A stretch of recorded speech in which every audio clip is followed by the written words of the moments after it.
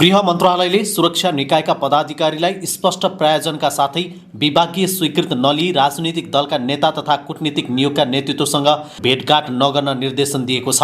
गृह मन्त्रालयका सहसचिव एवं प्रवक्ता फणीन्द्र मणि पोखरेलले बिहिबार विज्ञप्ति जारी गर्दै यस्तो निर्देशन विपरीत कार्य गराइएको पाइएमा प्रचलित कानुन बमोजिम अनुशासन सम्बन्धी कारबाही हुने जनाइएको छ। विज्ञप्तिमा भनिएको छ, शान्ति र सुरक्षा तथा अमन चयन कायम गर्ने प्रमुख जिम्मेवारी भएको सुरक्षा निकायका कतिपय पदाधिकारीहरू कर्तव्य पालनाको सिलसिला बाहेक पनि विभिन्न कूटनीतिक नियोग राजनीतिक नेतृत्वसँग भेटघाट गर्ने गरेको बुझिन आएको हुँदा सुरक्षाकर्मी पदाधिकारीहरूले कूटनीतिक नियोग विभिन्न राजनीतिक दलका कार्यालय वा नेतृत्वसँग भेटघाट गर्नुपर्ने भएमा स्पष्ट प्रायोजन तथा विभागीय स्वीकृति लिएर मात्र गराउनु हुन तथा सोको प्रभावकारी कार्यान्वयन तथा अनुगमन सम्बन्धी संगठन प्रमुखले मिलाउनु हुन अनुरोध गरिएको छ। साथै यस निर्देशन विपरीत कार्य गराइएको सूचना पाइएमा प्रचलित कानुन बमोजिम अनुशासन सम्बन्धी कारबाही हुने बेहोरा सम्बन्धित सबैमा जानकारी गराइन्छ भनेर लेखिएको छ। सुरक्षा अधिकारीहरूले सरुवा बढुवाका लागि नेताहरूका घर धाउने आफ्नो पदीय जिम्मेवारी भन्दा अन्य काममा लबिङ गर्ने गर्दछन्। यसलाई नियन्त्रण गर्नका लागि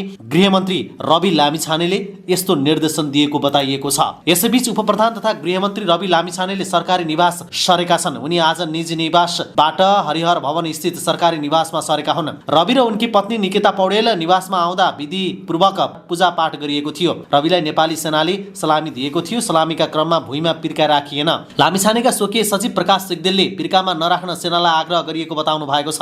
मन्त्रीज्यूकै आग्रहमा पिर्का नराखिएको हो उहाँले भन्नु भएको छ।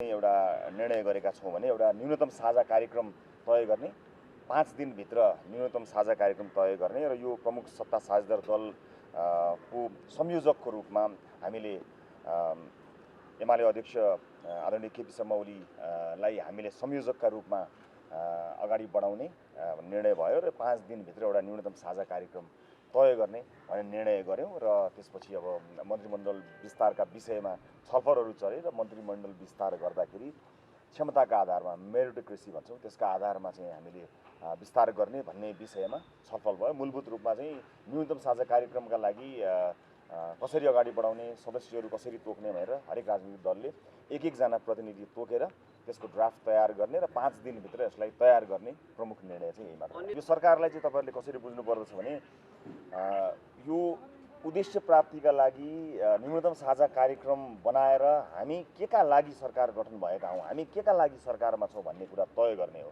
त्यो तय गर्नका लागि हामीले यो एउटा संयन्त्र बनाएका हौँ। त्यस पछाडि त्यसमा उहाँहरूका मागहरू भन्दा पनि उहाँहरूका एजेन्डाहरू पनि समावेश हुने नै छन्। ती एजेन्डाहरू नागरिकसँग जोडिएकै एजेन्डाहरू हुन्छन् भनेर अध्यक्षज्यूले पनि बताउनु नै भएको छ। त्यस अर्थमा त्यस पछाडि मात्रै यो निर्णय हुन्छ भन्नुभएको छ। उहाँहरूको समर्थन त सरकारलाई छँदैछ, सरकारमा उहाँहरू सहभागी हुनुहुन्छ नै हुनुहुन्छ। खालि समर्थन मात्र हो कि सहभागिता हो भन्ने कुरामा छ। सहभागितामा पनि उहाँहरू लचिलो हुनुहुन्छ। खालि के भने यो न्यूनतम साझा कार्यक्रममा हामीले उठाएका विषयवस्तुहरू समावेश हुनुपर्छ भन्नुभएको छ। त्यो सबै राजनीतिक दलले भनिरहेका छन्, उहाँहरूले पनि भन्नुभएको छ। मन्त्रीमण्डल विस्तार गर्ने भन्ने कुरा यो सामान्य कुरा, यो भागभण्डाको कुरा होइन, यो डेलिभरी दिने कुराहरू हो। त्यस अर्थमा यसमा म केन्द्रित रहेर गर्छौँ। अब त्यो डेट अब विश्वासको मतका अगाडि हुन्छ अथवा पछाडि हुन्छ, अन्य प्याकेजमा हुने सहमतिहरू अगाडि हुन्छन् पछाडि हुन्छन्, त्यो चाहिँ बैठकमा अथवा हामीले गर्ने छलफलमा निर्णय हुन्छ। सबभन्दा पहिला त यो न्यूनतम साझा कार्यक्रम जुन 5 दिनभित्र तय गर्छौँ त्यसले धेरै कुरा तय गर्छ। यो 5 दिन त अब प्रतीक्षा गर्नु नै पर्छ। यो 5 दिन पछाडि जब न्यूनतम साझा कार्यक्रम तयार हुन्छ त्यसपछि बाँकी सबै कुराको चाहिँ नि जवाफ त्यसपछि प्राप्त होला।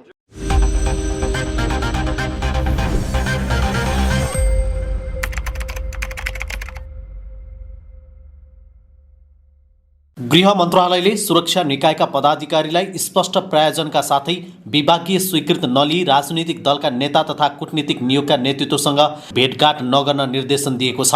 गृह मन्त्रालयका सहसचिव एवं प्रवक्ता फणीन्द्र मणि पोखरेलले बिहिबार विज्ञप्ति जारी गर्दै यस्तो निर्देशन विपरीत कार्य गराइएको पाइएमा प्रचलित कानुन बमोजिम अनुशासन सम्बन्धी कारबाही हुने जनाइएको छ। विज्ञप्तिमा भनिएको छ, शान्ति र सुरक्षा तथा अमन चयन कायम गर्ने प्रमुख जिम्मेवारी भएको सुरक्षा निकायका कतिपय पदाधिकारीहरू कर्तव्य पालनाको सिलसिला बाहेक पनि विभिन्न कूटनीतिक नियोग, राजनीतिक नेतृत्वसँग भेटघाट गर्ने गरेको बुझिन आएको हुँदा सुरक्षाकर्मी पदाधिकारीहरूले कूटनीतिक नियोग, विभिन्न राजनीतिक दलका कार्यालय वा नेतृत्वसँग भेटघाट गर्नुपर्ने भएमा स्पष्ट प्रयोजन तथा विभागीय स्वीकृति लिएर मात्र गराउनु हुन तथा सोको प्रभावकारी कार्यान्वयन तथा अनुगमन सम्बन्धी संगठन प्रमुखले मिलाउनु हुन अनुरोध गरिएको छ। साथै यस निर्देशन विपरीत कार्य गराइएको सूचना पाइएमा प्रचलित कानुन बमोजिम अनुशासन सम्बन्धी कारबाही हुने बेहोरा सम्बन्धित सबैमा जानकारी गराइन्छ भनेर लेखिएको छ। सुरक्षा अधिकारीहरूले सरुवा बढुवाका लागि नेताहरूका घर धाउने, आफ्नो पदीय जिम्मेवारी भन्दा अन्य काममा लबिङ गर्ने गर्दछन्।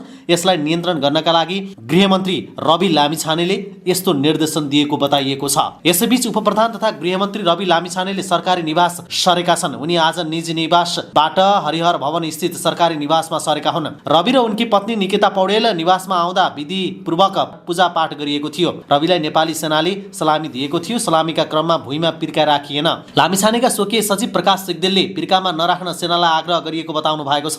मन्त्रीज्यूकै आग्रहमा पिर्का नराखिएको हो उहाँले भन्नुभएको छ।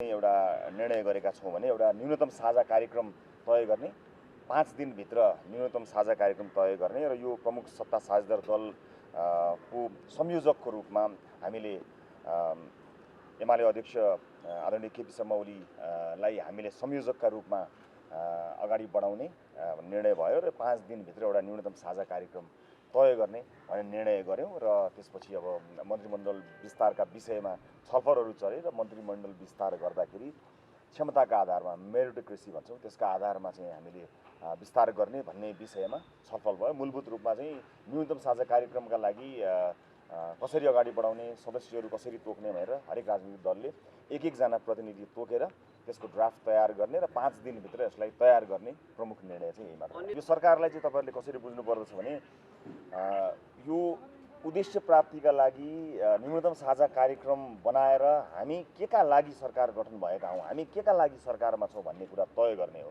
त्यो तय गर्नका लागि हामीले यो एउटा संयन्त्र बनाएका हौँ। त्यस पछाडि त्यसमा उहाँहरूका मागहरू भन्दा पनि उहाँहरूका एजेन्डाहरू पनि समावेश हुने नै छन्। ती एजेन्डाहरू नागरिकसँग जोडिएकै एजेन्डाहरू हुन्छन् भनेर अध्यक्षज्यूले पनि बताउनु नै भएको छ। त्यस अर्थमा त्यस पछाडि मात्रै यो निर्णय हुन्छ भन्नुभएको छ। उहाँहरूको समर्थन त सरकारलाई छँदैछ, सरकारमा उहाँहरू सहभागी हुनुहुन्छ नै हुनुहुन्छ।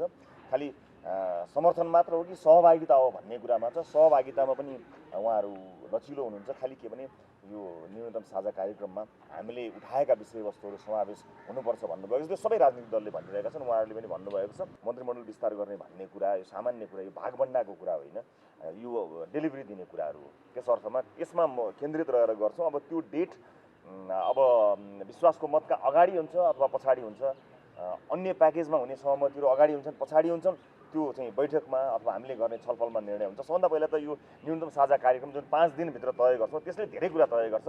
यो 5 दिन त अब प्रतीक्षा गर्नु नै पर्छ। यो 5 दिन पछाडि जब न्यूनतम साझा कार्यक्रम तयार हुन्छ त्यसपछि बाँकी सबै कुराको चाहिँ नि जवाफ त्यसपछि प्राप्त होला।